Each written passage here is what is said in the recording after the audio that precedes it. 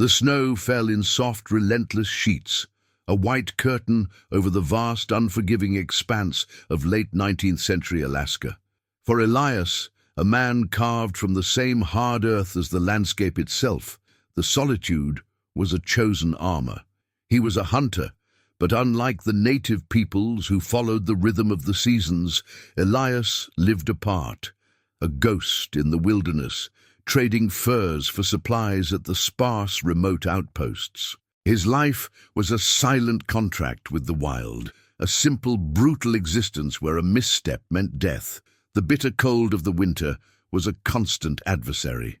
Elias moved with a quiet, practiced grace, his worn leather and wolf fur parka a testament to years of survival. He was tracking a wolverine, its clever prints a challenging puzzle in the fresh powder. The hunt led him deeper than usual into a canyon of sheer, ice-covered rock he had never explored before. It was here, sheltered by a granite overhang, that he found the first sign of life that wasn't his own. A small, hand-carved toy, a wooden raven. It was delicate and intricate, something a child's hand would have made. A shiver of unease, colder than the wind, ran through him. He followed a faint trail of small, hurried footprints, half buried by the new snow. He knew these weren't a child's, not truly. They belonged to the Athabascan people, but they were too small, too erratic. The trail led him to a small, hidden cave, its entrance obscured by a tangle of fir branches. Inside, huddled together for warmth, were two girls. They were sisters, no older than 9 and 12. Their parkas, though well-made, were thin, and their faces were pale with frostbite and fear. Their eyes, wide and dark, watched him with a mix of terror and weary resignation. They were starving, their small cache of dried fish long gone. Elias, a man who had not spoken a full sentence in weeks, simply knelt, his movements slow and non-threatening. He offered them a strip of dried caribou meat. The older sister, Leela, took it, her hand trembling. The younger one, Naya, clung to her, a tiny, shivering bundle. They spoke in a rapid, hushed language Elias barely understood. He knew enough of the Athabascan tongue from past trading to know they were lost, separated from their village during a sudden, violent storm. The next few days were a quiet struggle against the elements and their mutual distrust. Elias fed them, gave them water, and shared his thick furs. He did not ask questions, he simply observed. He saw the bond between the sisters, Lila's fierce protectiveness and Naya's quiet dependence. He saw the fear in their eyes begin to fade, replaced by a cautious curiosity. He also saw the deep shame and sorrow that haunted Lila, a weight that was too heavy for her young shoulders. The weight of being lost, of a mistake made. But the silence could not last. The girls were too weak to travel far. Elias had to bring them to a village, their village. He knew the risks. He was an outsider, a white man. The native tribes were wary, and for good reason. They had seen what the trappers and traders brought: disease, greed, and broken promises. He was taking a risk, not just for them, but for himself. He fashioned a simple sled and wrapped them in his warmest furs. The journey was slow, a painstaking trek through snow and wind. He carried Naya when she was too tired, the small weight of foreign sensation in his arms. He spoke to them, not in full sentences, but in short, reassuring phrases, pointing out landmarks and naming animals. He found himself telling them about the stars, his father, and the home he had left behind long ago. He was no longer just the silent hunter. He was a protector, a guide. He saw a glimmer of hope ignite in Lila's eyes, the first he had seen since he found them. Finally, a plume of smoke, then the distant shapes of teepees, the village of the Tanana Athabascan people. A hush fell over the camp as they approached.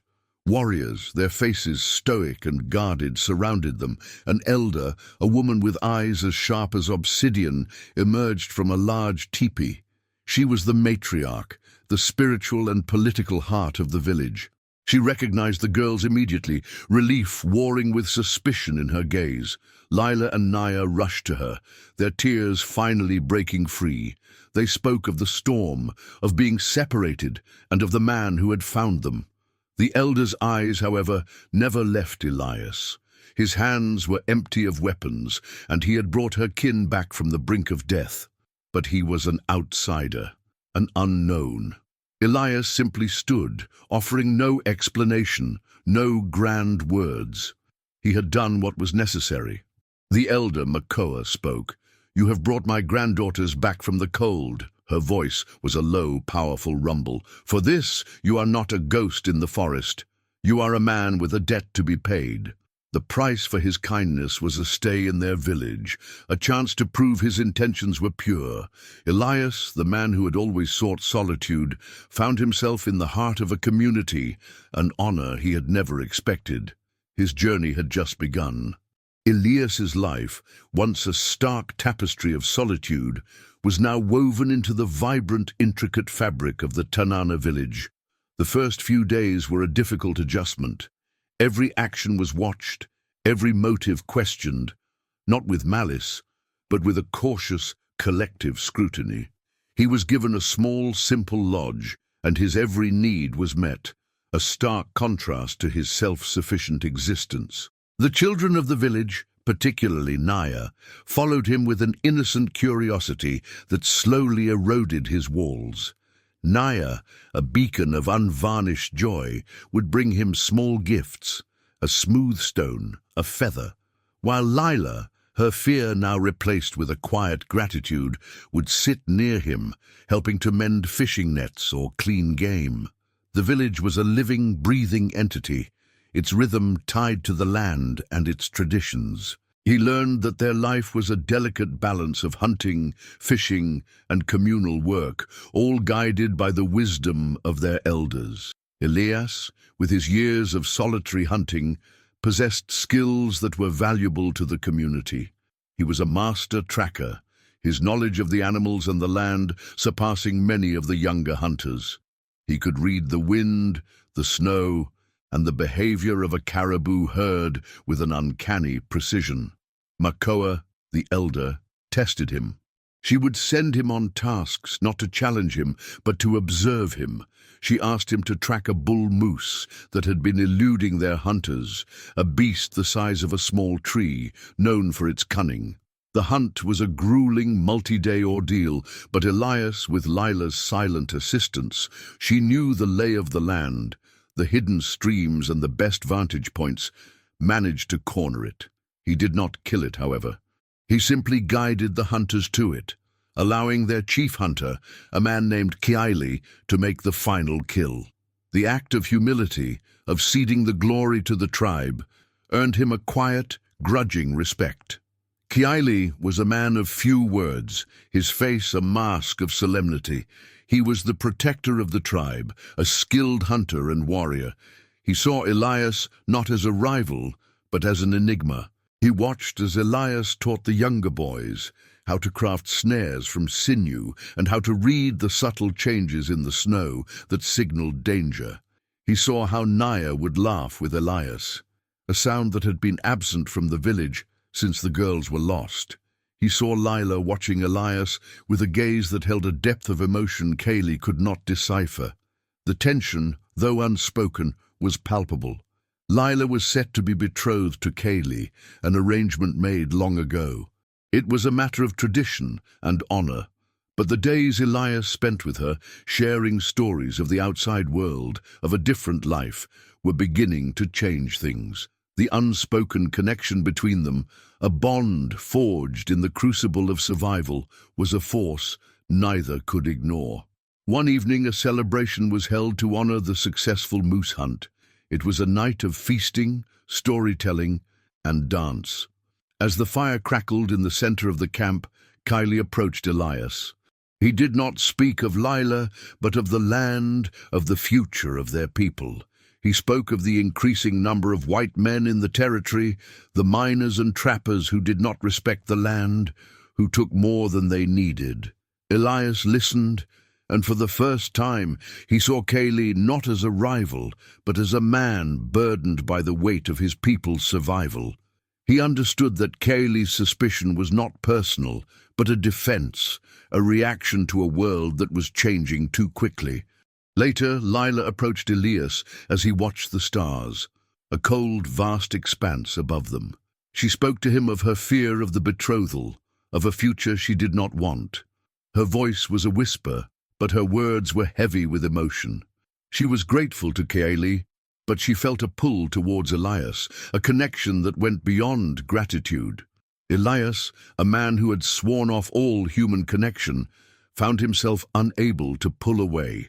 Just as he was about to speak, a hunter ran into the camp. He was breathless, his face a mask of terror. A rival tribe, the Gwich'in, had crossed their territory, a violation of a long-held peace. They had taken their winter supply of smoked salmon, a devastating blow that could mean starvation for the entire village. All eyes turned to Kaylee, the leader, but his face was a mask of cold fury. This was not just a theft, it was a challenge, a declaration of war. He gathered his warriors, his resolve hardening into a cold, unbreakable steel. Elias, watching from the periphery, knew that his debt to the tribe was about to be put to the ultimate test. The air was thick with tension and the smell of wood smoke. The Gwich'in had not just stolen their salmon, they had left a message. A single broken spearhead driven into the ground. It was an insult, a clear provocation that left no room for negotiation. Kaylee, his jaw set in a hard line, prepared his warriors for a counter-raid. He knew the risk. A direct conflict could lead to a long, bloody war that neither tribe could afford.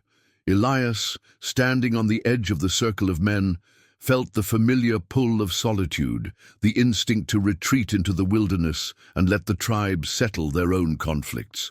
But as he looked at Naya's tear-streaked face and Lila's worried eyes, he knew he couldn't. His debt to them was not just for saving their lives, it was a debt of belonging. He had been an outsider for so long that he had forgotten what it was to be part of something. Now, he was. He stepped forward, his voice a low, steady rumble. A raid will cost lives. Maybe you won't lose this fight, but you will still lose. Let me go. The warriors looked at him with skepticism, but Kaylee listened. Elias, the man who knew the land better than anyone, proposed a different path. He would go alone, a ghost in the snow, and find the Gwich'in camp. He wouldn't fight them. He would outsmart them, using his knowledge of the terrain to reclaim what was lost without bloodshed. The risk was immense. If caught, he would be killed. If he failed, the village would face a hungry, brutal winter. But Makoa, seeing a different kind of strength in him, gave her blessing. He has the spirit of the wolf, she said. He knows how to hunt without a pack.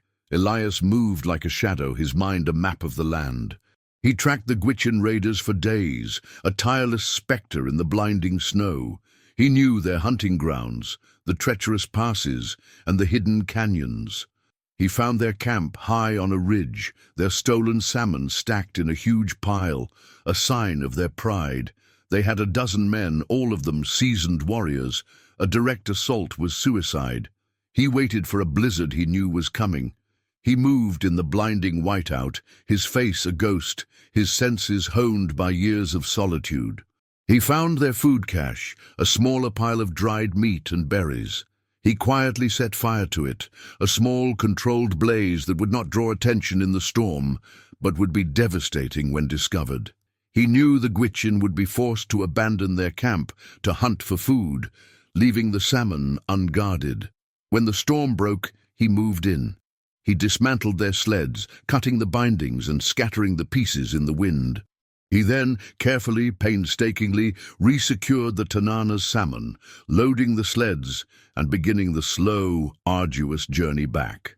He left a message of his own, a symbol carved into a tree, not a threat, but a statement. The wolf came, not for blood, but for what was his. He returned to the village, a hero. The people, their hunger now a memory, cheered his name. Keili, his eyes filled with a new, profound respect, shook Elias's hand, a sign of true acceptance. "You are one of us," he said, his voice thick with emotion. The betrothal between Lila and Keili was dissolved with grace and understanding. Keili, in a gesture of honor, told her he knew her heart belonged to the man who saved her. Lila and Elias, their bond now free from the shadows, stood together. He was no longer the lone hunter, the ghost in the wilderness. He was a son to Makoa, a brother to Keili, a father figure to Naya, and most importantly, a husband to Lila. His life, once defined by its emptiness, was now filled with the warmth of a community, a home, and a love he had never dared to dream of. He had found his place, not in the solitary wilderness he knew so well, but in the heart of a family that had claimed him as their own.